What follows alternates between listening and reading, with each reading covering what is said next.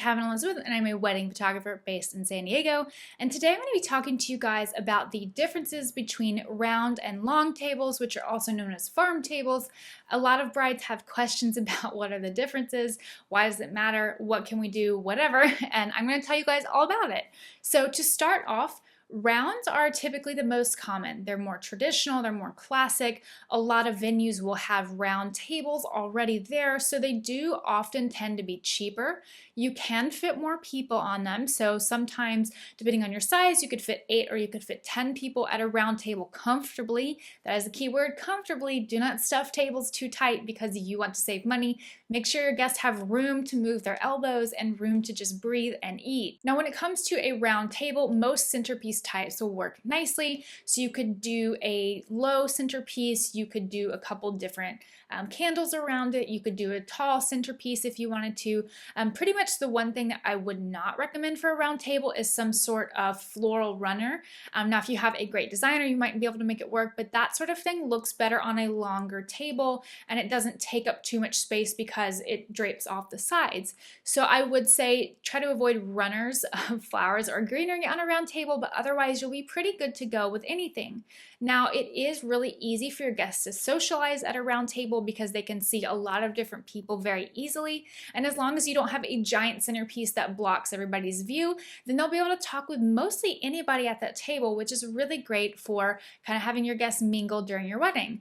Now, I will say one downside to the round tables is that they do take up more space. So there is that giant chunk of table in the middle where your centerpiece goes that is kind of unutilized space. In a sense, I know it serves its purpose as having your arrangement there, but when you have a long table, it's a little bit tighter, it's more compact, and it's a little bit more efficient of a use of space. So if you are tighter in your venue, you might want to do either a mix of rounds and longs, which I'll talk about, or you might just want to stick with longs, something like that to make sure that you're not too tight. You need everybody to be able to move around. I have shot a venue once that had way too many people in a small ballroom and it was all round tables and I could not get between the tables to shoot certain things. I had to shoot from further away. There was just no way. The chairs of the guests were too tight on each other, which I'm sure was not comfortable for them either, but just something to keep in mind.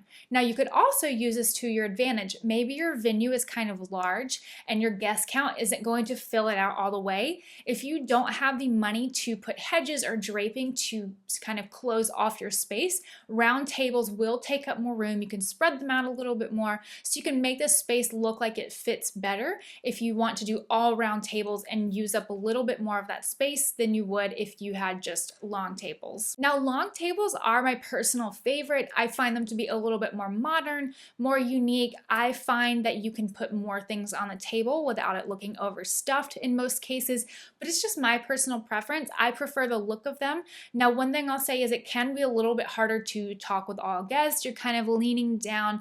That's not really a huge concern, but it is something to think about if your guests are wanting to talk to people at different ends of the table and you can't put them closer together. So it is a little bit harder to socialize. Now, I think that you can get a little bit more creative with your centerpieces when it comes to a long table.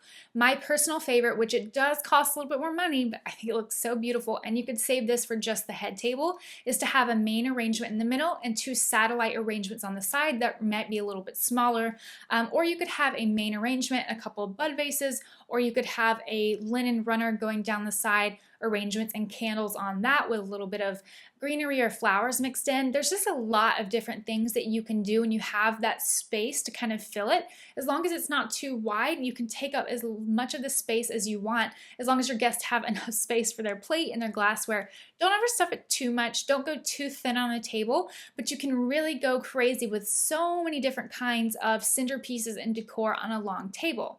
Now, if you are kind of torn between the two, or maybe you want to rent some long tables and have some rounds and mix them, that is a fantastic idea. You will save a little bit of money on the rounds if your venue is providing them at no additional charge. You'll rent your long tables if the venue doesn't have any, and that mix is so beautiful. It breaks up patterns, so it kind of creates more visual interest to your wedding, and it's also creating more dimension. You have different shapes, you have different depths. To me, that's very, very beautiful on camera. So I personally love when weddings mix them. For our own wedding, we will be mixing them. We'll have a long head table, we'll have a couple long tables for the guests, and then the rest will be rounds. So we can do really cool layouts with that, different things in there to kind of make everything look really nice and not all the same. Not to say that all longs or all rounds look bad, but I think it's really cool to mix them and have different types of tables throughout your wedding. Now, one last thing that is really great if you're mixing table types is that it can help you with tricky guest counts. And what I mean by that is if you had all round tables, but then you had like 4 more people, then you might want to put them at more of a long table. I don't know, 4 at one table would be kind of small, but you kind of get what I'm saying, that if you have a number of tables and you have some extra people, if you only had one type of table, that might be kind of tough. But since rounds can sometimes hold more people than long tables, and rounds you can get away with having, 6 instead of 7 or 7 instead of 8, something like that. So it really can help you spread out your guest count so that you fill all of the tables really nicely, because you're not dealing in groups of 10 or groups of 8, whatever it may be. You're not going to have huge empty spaces at your wedding. So it's a little bit more of a strategic way to ensure that your tables are all filled out very nicely.